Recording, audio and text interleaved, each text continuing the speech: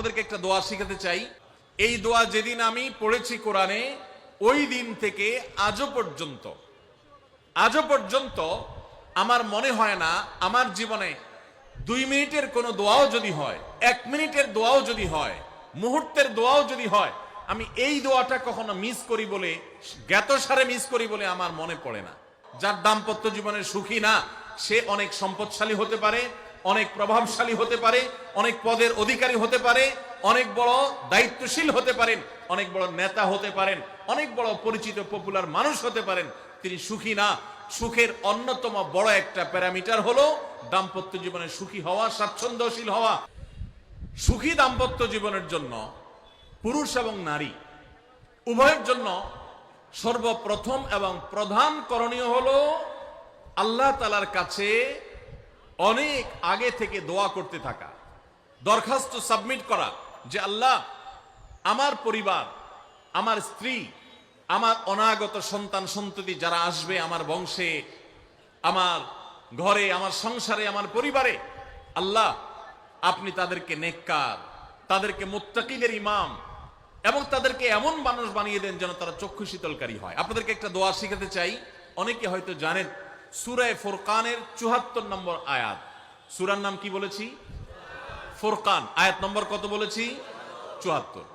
আমার বুঝজ্ঞান হইছে থেকে নিয়ে ছাত্র জীবনে যখন আমি অনেক ছোট ছিলাম, এই দোয়া যেদিন আমি পড়েছি কোরআনে, ওই দিন থেকে আজও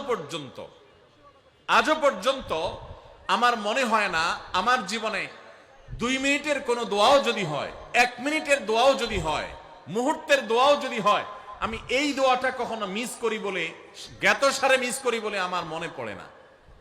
ছাত্র জীবন থেকে শুরু করেছি, আজও পড়ে যাচ্ছি। আলহামদুলিল্লাহ, আল্লাহর কাছে শুকরিয়া আদায় করে আপনাদেরকে বলতে পারি, এই দোয়ার সুফল আমি নিজের চোখে দেখেছি, আমি নিজে ভোগ করছি। এজন্য আপনাদেরকে আমি বলতে চাই, বিবাহিত হন কিংবা অবিবাহিত হন, আপনার দাম্পত্য জীবনের সুখের জন্য সর্বপ্রথম এবং প্রধান করণীয় হলো এই দোয়া। এর বাইরে আরো সাধারণভাবে আল্লাহ তাআলার কাছে দোয়া করতে থাকা, যেন আল্লাহ তাআলা আপনাকে এমন একজন জীবন সঙ্গী দেন। মা বোনরা দোয়া করবেন জীবন সঙ্গী, আপনারা দোয়া করবেন এমন যেন জীবন সঙ্গিনী দেন, যে জীবন সঙ্গী আপনার চোখ জুড়ানোর মতো হবে। দেখুন, আল্লাহর ভাষা এমন যে এই ভাষা তো অলৌকিক, এটাতে কোনো মানুষের ভাষা নয়। দোয়ার ভাষ্য লক্ষ্য করেন, আল্লাহ শিক্ষা দিচ্ছেন আমাদেরকে, রব্বানা হাবলানা মিন আজওয়াজিনা ওয়া যুররিয়াতিনা কুররাতা আয়ুন। হে আমাদের রব, আমরা আপনার কাছে এমন স্ত্রী চাই, এমন সন্তান চাই, এমন পরিবার চাই, যেই পরিবারের সদস্য, আমার স্ত্রী, আমার সন্তানরা আমার নয়ন জুড়াবে, আমার চোখ জুড়াবে, এরকম মানুষ চাই। একটু ভাষাটা লক্ষ্য করুন। আমরা সাধারণত দোয়া করলে কি চাই? আমরা এক একটা দিক চাই।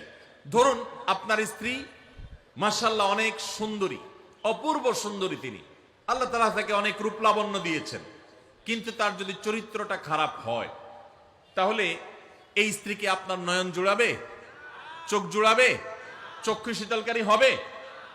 আপনার স্ত্রীর চরিত্র ভালো, দেখতে শুনতেও মাশাআল্লাহ সুন্দর, কিন্তু পড়ালেখা নাই, বুদ্ধিশুদ্ধি নাই, একটু বেকুব কিসিমের, তাহলে কি আপনার চোখ জুড়াবে? ভালো লাগবে?